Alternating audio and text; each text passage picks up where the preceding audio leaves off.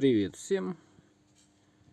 Сегодня я хочу сделать такое маленькое видео, немножко облегчить, так сказать, жизнь в зимнее время. Значит, самым первым сразу хочу сходу задать банальный вопрос. А когда вы последний раз чистили клеммы аккумулятора и клеммы на аккумулятор?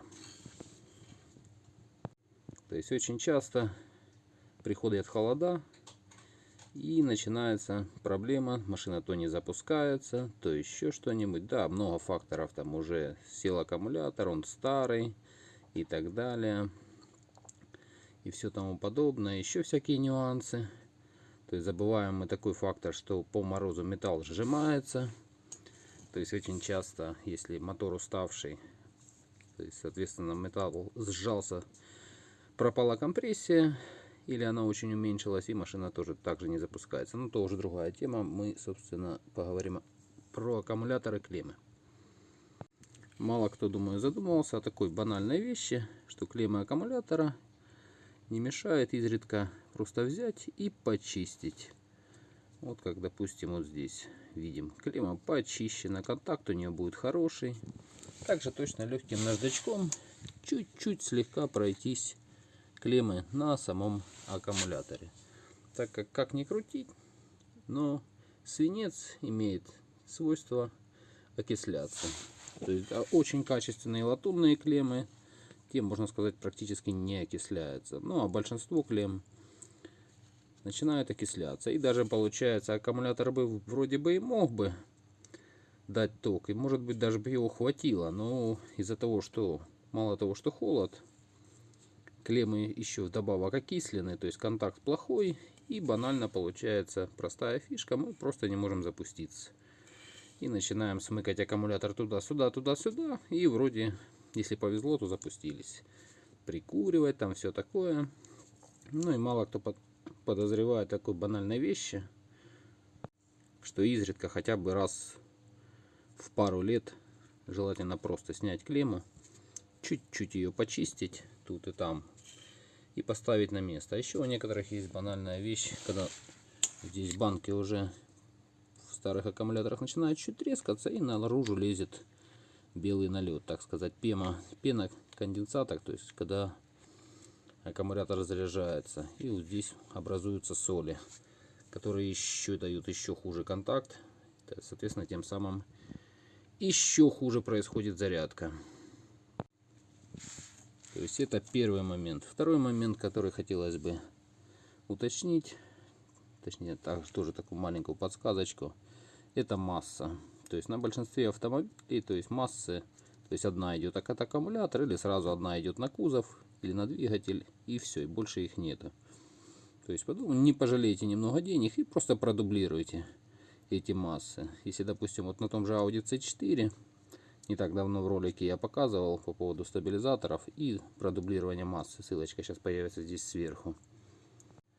То есть также точно, если аккумулятор в багажнике, не поленитесь, киньте еще дополнительную косичку массы. Как гласит старая народная мудрость, масс много не бывает. То есть киньте, так сказать, если под задним сиденьем, да пофиг где она стоит, дополнительную массу на кузов. И также не поленитесь где-то на двигатель также точно продублировать какой-то вот косичкой дополнительную массу. Потому что, допустим, на той же Audi C4 масса у нее вот тут одна только на двигатель, и все. Зачастую ее банально не хватает, и запуститься вы не можете, потому что в момент пуска стартера он сжирает всю мощь, и уже просто дальше машине просто не хватает, скажем так, произвести впрыск или накопить искру. Поэтому также точно с кузова где-то продублируйте тупо на двигатель одну, лучше две массы. Поверьте, это вам очень, скажем так, поспособствует, особенно в холодное время. Так как стартеры в среднем поедают в районе 100 ампер. Вот, и лишние массы очень не помешают. Потому что вот, допустим, аудиушный стартер, банальный Bosch, он идет 1,4 киловатта. Так как бортовое напряжение автомобиля никак не 12 вольт, как принято считать, а 14, то есть, соответственно, он идет 100 амперный. Вот.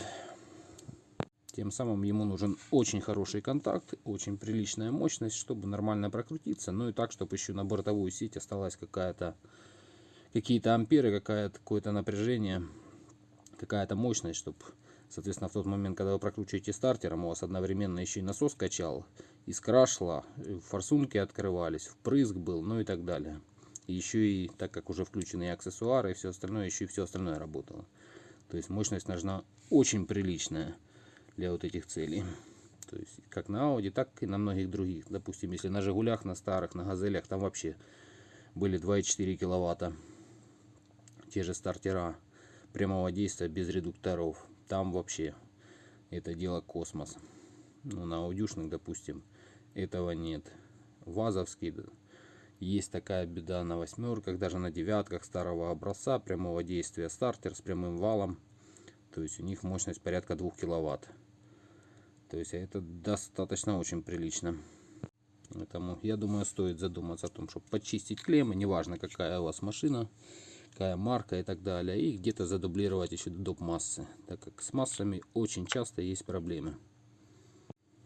Также еще хочу об одном маленьком моментике рассказать. Мало кто знает, я так думаю, немногие, что аккумулятор в холодное время, пока он не нагреется, он не заряжается. То есть если у вас зимой короткие пробежки, то ваш аккумулятор сядет очень быстро.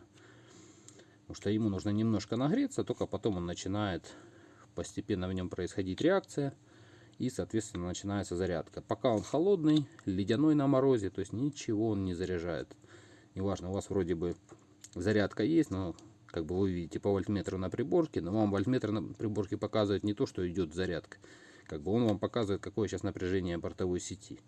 Так как мы знаем, когда напряжение для заряда аккумулятора превышает порядка 12,6-12,8 вольт, то есть он начинает заряжаться. Когда падает ниже 12,8-12,6, соответственно, он начинает разряжаться. То есть это как бы закон старый, как бы это так объяснить простым языком. То есть просто идет выравнивание напряжения. То есть, соответственно, если напряжение больше, он начинает тянуть на себя, меньше он начинает отдавать. Принцип очень простой. Ничего нового, все старо как мир.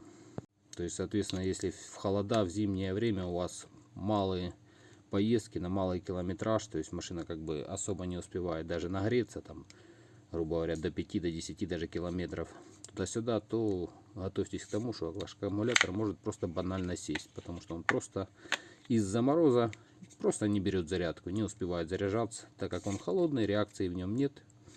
Ну а соответственно, если свойства электролита усядутся и плотность упадет где-то ниже 1,2-1,18 концентрации внутри электролита, то есть он может просто банально еще к этому всему еще и замерзнуть. Ну а если он замерз, тогда уже начинается печалька. Сыпятся так называемые пластины, банки, и аккумулятор уходит удачненько в утиль, даже если он мог себя хорошо чувствовать. Ну а те же окисления клемм и все остальное, все этому может поспособствовать. Поэтому как бы задумайтесь о таком маленьком моменте. То есть не пожалейте времени. Во-первых, в зимний период не забывайте иногда просто ставить на зарядку аккумулятор и подзаряжать его. Вот. Ну, некоторые забирают домой в тепло аккумулятор, если машины оставляют. В принципе, ну, с одной стороны хорошо, ну а с другой стороны, как бы постоянно снимать клемму, забирать аккумулятор для инжекторных машин нехорошо. Так как инжекторный автомобиль, он должен обучаться. То есть если вы постоянно его обнуляете, то есть он у вас постоянно обнулен. Он ничего не обучается, и он не понимает. Он каждый раз начинает с чистого листа. Он не знает, как запустить машину, какие должны быть впрыски, адаптации и все остальное. То есть ему нужно обучаться. Поэтому как бы постоянное снятие клемм на карбюраторный по барабану. А вот на инжекторной с ИБУ, с мозгами, это очень нехорошо. То есть это лучше делать не сильно часто, а по мере крайней надобности. Ту же зарядку, допустим, на автомобиле, в принципе, можно производить, если у вас зарядка автомат, то есть которая не дает превысить определенные рамки зарядки, чтобы не спалить бортовую сеть. Потому что если взять какую-то старую там дореволюционную зарядку, влупить на ней под 15 вольт, вы просто на машине, если будете заряжать, спалите всю бортовую электрику, которая у вас активна в тот момент, когда выключено зажигание. А ее много чего активно. И те же мозги имеют постоянные плюсы, которые, скажем так, поддерживают память, адаптации и все тому подобного. А если стоит как бы автоматическая, которая идет с выравниванием, с автоматической отсечкой после зарядки, не дает завышению напряжения, выше напряжения рабочего бортовой сети, то ими можно спокойно заряжать автомобили, ну, аккумуляторы прямо на автомобиле, не снимая его, тем самым на инжекторе не обнуляя, не скидывая все эти адаптации и обучение. Ну и подведем итог. То есть первое, времени чистим клеммы. Изредка, если аккумулятор обслуживаем, проверяем в нем состояние электролита, его концентрацию, чтобы она была хотя бы где-то в районе 1,22. Идеал, конечно, где-то в районе 1,25. Ну, совсем идеально 1,27, но даже это только разве что на новых, когда совсем вообще он еще практически не использовался. По мере использования, соответственно, плотность падает.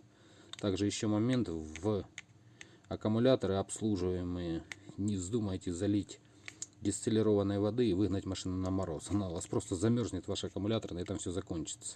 То есть, если вы долили дистиллированной воды в зимнее время, в морозы, то его нужно пару суток погонять на зарядке, чтобы эта дистиллированная вода смешалась с электролитом и вся эта жидкость обрела какую-то плотность и перестала замерзать. А если вы, то есть в зимнее время, если вам надо долить, то доливайте электролит. Для этого он и продается, стоит он копейки. Ну, а понятно, в летнее время можно и просто дистиллировки добавить, если уровень жидкости в аккумуляторе уменьшился. Ну, вот как-то так. То есть клеммы, доп. Массы. Не забывать заряжать аккумулятор. Помнить, что короткие проезды аккумулятор не заряжается, то есть и не дозарядится. То есть в летнее время, когда тепло, так как тепло, он берет зарядку сразу. Почему аккумуляторы по лету практически нет проблем даже с короткими переездами. В зимнее, соответственно, нет. Ну и все остальное. Ну, такой маленький чисто информационный ролик. А вдруг кому-то поможет. Ну а на этом всем спасибо. Не забываем подписываться на канал. На мой новый канал SM Конструктор. Ссылочка будет в конце видео и под видео.